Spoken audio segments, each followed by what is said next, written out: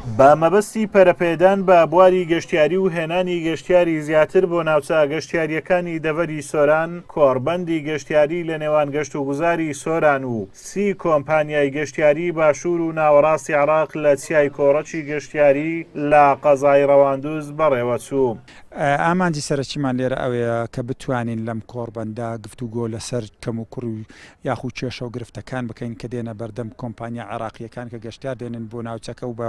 هەرێمی کوردستانیش بە شێوەیەکی گشتی و ئێستاکە لەم کۆڕبەندا گفتوگۆیەکی فراوان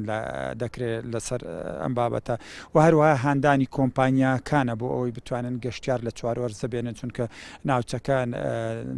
شوێنی گەشتیاری زۆری تێدا شوێنی گەشتیاری جۆرا و جۆری تێدا دەکرێت لە هەموو وەرزەکان گەشتیار لە ناوچەکە هەبێت و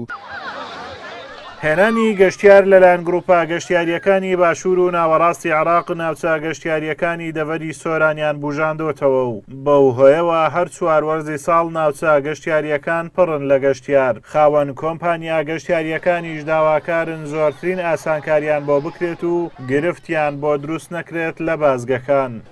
هەمووی ساڵە من تقریبا 250,000 تا 200,000 گەشتیار داخلەکەم بە هەموو ساڵێ یەکم وەرەگرم لە سیاحی کوردستان و لە حکوومەتی کوردستان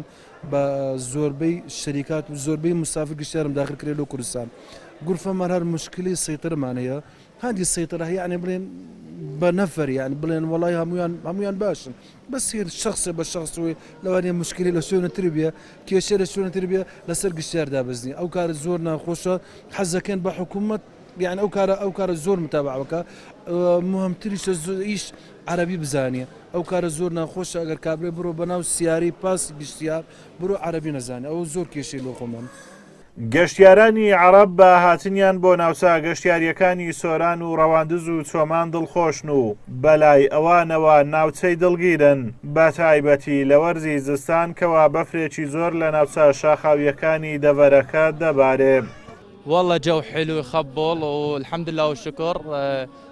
ثلوج موجودة وأجواء وناس هواية موجودين متواجدين من بغداد ومن باقي المحافظات متواجدين هنا بشمال العراق والحمد لله والشكر أمان بفضل الشعب الكردي زين وإن شاء الله احنا شعب واحد وما شاء الله الأجواء كلش طبعا حلوة ممتعة. احنا دائما باستمرار نجي كردستان أربيل وسليمانية ودهوك بالذات أربيل بس احنا أول مرة نصعد جبل كورك على الثلج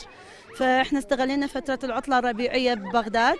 وجينا نشوف هاي الأجواء الحلوة. يا ربي إن شاء الله دائما تكون الأربيل سليمانية ودهوك كلها الأمان واستقرار